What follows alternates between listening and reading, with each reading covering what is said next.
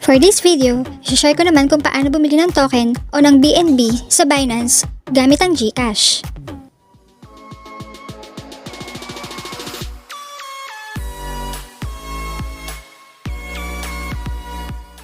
So, open your Binance app, click the token. So, dito, BNB ang bibilin ko. Then, click buy.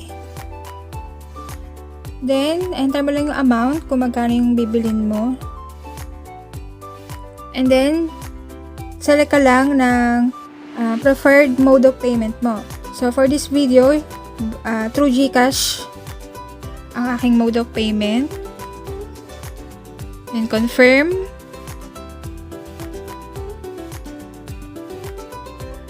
Then, dito na yung babayaran mo sa seller.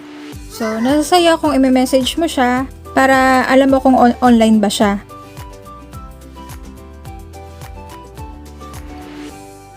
Yan, once na mag-reply si seller, yan, so proceed ka na para magbayad sa kanya.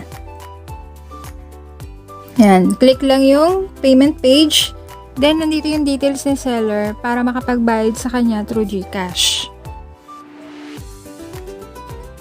So, open nyo lang yung Gcash, then send money,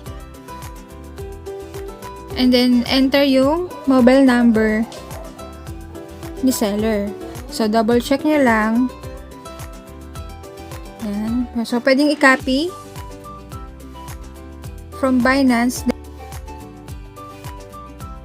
Then, paste lang. Then, yung amount.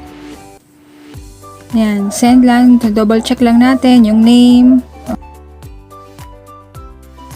Then, send. Screenshot para may proof of payment tayo na may isa-send sa kanya. Yan. Back to Binance na. Then, click transferred or notify seller. So, i-click nyo lang yun kung once paid na kayo para ma-notify sa seller na paid na, nagbayad na tayo.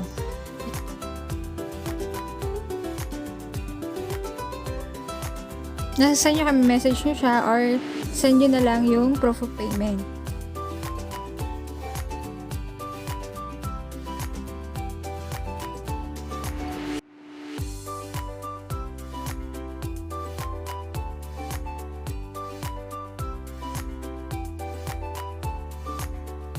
Ayan, na-receive ko na ang in-order kong BNB. Mache-check mo din yan sa iyong wallet. So, ganun lang kadaling bumili ng coin or token sa Binance.